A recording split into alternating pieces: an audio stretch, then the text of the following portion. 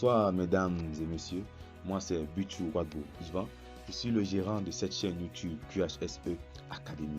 Alors nous allons continuer cette vidéo en voyant comment construire facilement et rapidement un diagramme de Pareto avec Microsoft Excel. Comme d'habitude, je tiens à préciser que les différents documents relatifs à cette vidéo sont en description de la vidéo. Je vous invite également à vous abonner à cette chaîne YouTube, à lâcher un pouce bleu et à partager la vidéo si elle vous a intéressé. Et en guise de rappel, je tiens à préciser que la construction d'un diagramme de Pareto doit suivre les enchaînements suivants. En premier des choses, il faut collecter les données. Secondairement, il faut organiser les données qui auraient été préalablement collectées. Et en troisième position, il faut traiter les données que nous avons organisées. En quatrième position, nous construisons maintenant notre diagramme de Pareto, soit à main levée, soit à l'aide d'un outil Microsoft comme Excel. Et en dernière position, nous interprétons notre diagramme de Pareto. Et pour illustrer nos propos, nous nous sommes mis dans la peau d'une usine qui est confrontée à un nombre incessant d'arrêts machines. Et pour pallier à ce problème, le responsable de production cherche comment réduire au maximum le temps d'arrêt des machines en agissant sur le moins possible de causes.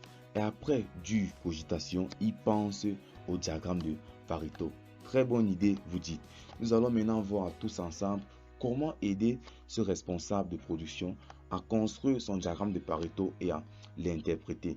Ce responsable de production étant ici face à des non-conformités quantifiables, il sera préférable pour lui, lors de la collecte des données, de chercher l'ensemble des causes à l'origine des arrêts machines et par la suite, pour chaque cause, répertorier la somme des temps d'arrêt dus à ces causes durant toute une année. Nous avons pris par exemple dans ce cas, durant l'année 2018, le responsable de production avait répertorié l'ensemble des causes et il a sommé le temps d'arrêt en minutes dû à chaque cause. Il vient ainsi déterminer la première étape qui consiste à collecter les données. Maintenant qu'il a déjà collecté ces données, il lui faut organiser ces données. Qu'entend-on par organiser les données? Il faut maintenant qu'il hiérarchise ces données par ordre décroissant. Pour hiérarchiser les données avec Microsoft Excel, il suffit juste de sélectionner l'ensemble des cellules concernées, de venir sur données et d'effectuer un tri de Z à A, c'est-à-dire par ordre décroissant. On clique là. Excel nous demande si elle est en la sélection à la colonne -1. Nous validons le tri et nous voyons que Excel a déjà classé nos données. Une fois les données hiérarchisées, il faudra maintenant traiter ces données. Traiter veut dire déterminer l'effectif cumulé et déterminer le pourcentage cumulé. Pour déterminer le pourcentage cumulé, l'effectif cumulé, autant pour moi, avec Microsoft Excel, il suffit juste de faire ceci. Vous mettez première colonne, vous mettez égal à B9, vous validez et par la suite, vous mettez égal au chiffre en haut plus le chiffre de la colonne de la cellule de la ligne actuelle et vous validez. Et par la suite, nous incrémentons cette formule jusqu'en bas. Et le résultat est ainsi. Et maintenant, pour avoir le pourcentage cumulé, nous n'avons juste qu'à prendre ici l'effectif de la cause, le temps d'arrêt de la cause, nous divisons par le temps d'arrêt total qui est ici. Étant donné que l'ensemble des temps d'arrêt seront divisés par le même effectif total, nous figeons la cellule C14. Pour figer avec C14, nous utilisons juste F4 et nous validons. Et par la suite, nous incrémentons jusqu'en bas. Et là, maintenant, nous avons nos pourcentages cumulés. Une fois que nous avons nos causes, nous avons déjà hiérarchisé les arrêts et nous avons les pourcentages cumulés. Nous pouvons actuellement construire le diagramme de Pareto. Pour construire le diagramme de Pareto, c'est relativement simple. Nous venons sur la cause.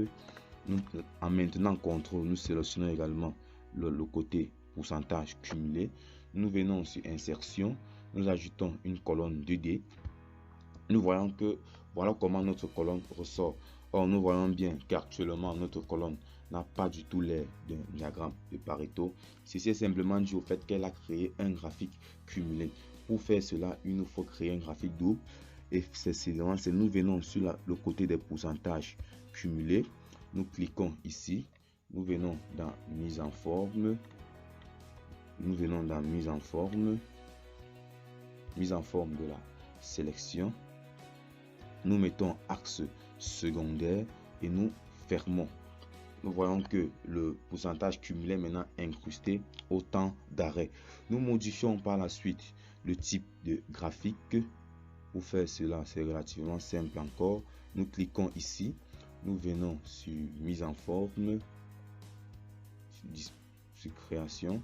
Nous modifions le type de graphique. Nous pouvons mettre là maintenant un graphique en courbe et nous cliquons ici sur OK. Nous voyons maintenant que nous sommes déjà à la presse. Nous voyons il y a la configuration d'un diagramme de Pareto. Par la suite, il faut figer ces pourcentages qui restent à 100%. Nous mettons là une valeur maximum fixe qui doit être de 1 et nous fermons. Nous pouvons étirer là, étirer également ici. Nous voyons que nous avons déjà notre diagramme de Pareto. Nous pouvons maintenant embellir ce diagramme pour le rendre encore plus beau. Nous pouvons par exemple là supprimer ces lignes. Nous pouvons supprimer ces lignes. Nous pouvons venir ici pour lui donner une mise en forme. Désolé. Pour lui donner une mise en forme. Mise en forme de la sélection. Option des marqueurs. Nous ne mettons aucun marqueur et nous fermons. Nous pouvons également ici dans le module de mise en forme mettre le contour en rouge. Vous voyez un peu. Et maintenant là, si nous voulons maintenant voir les 80% des causes à l'origine des effets, nous venons juste dans insertion. Les 20% des causes à l'origine des 80% des effets, autant pour moi, nous insérons une forme. Nous insérons la forme ici par exemple. Nous nous plaçons sur les 80%. Nous étirons ici. Nous faisons bien que ce soit droit.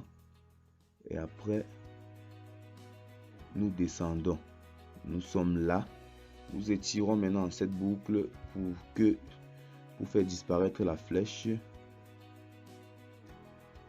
Et nous voyons que nous nous retrouvons là.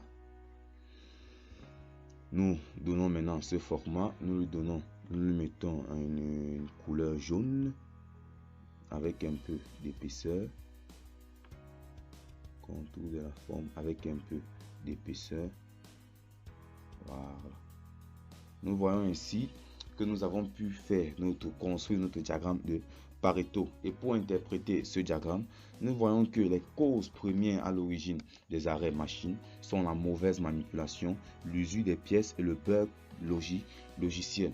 Bon, le responsable de production, lorsqu'il vous doit mettre des actions correctives, va mettre en priorité des actions concernant les 3 causes que nous venons de citer. J'espère avoir été assez clair dans ma méthodologie pour construire un diagramme de Pareto avec Microsoft Excel. Merci de m'avoir suivi.